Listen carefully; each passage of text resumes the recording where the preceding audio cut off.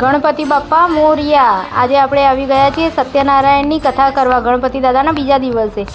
તો જુઓ સત્યનારાયણ ભગવાનને દર્શન કરો બધા અને બધા મારા વિડીયોમાં બન્યા રહેજો। મહારાજ આગળ સત્યનારાયણ ભગવાનની કથાનું પૂજન કરી રહ્યા છે।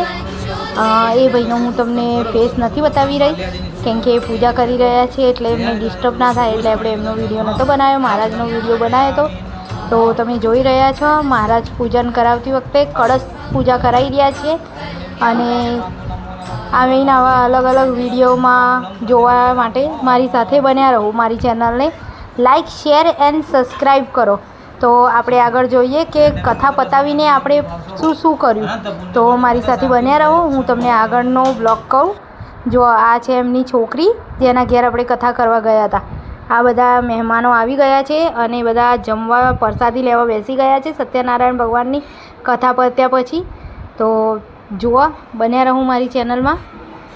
આ બધા જમી રહ્યા છે। ગણપતિ દાદાને પણ થાળ ધરાવી દીધો છે આપણે। ગણપતિ દાદાને જમાડી દીધા અને આપણે આમના ઘેર આવ્યા હતા કથા કરવા નારોલમાં। જો બધા ભૂલકા પણ જમી રહ્યા છે નાના નાના અને અહીંયા બધા આરામ પણ કરી રહ્યા છે, મોબાઈલ જોઈ રહ્યા છે।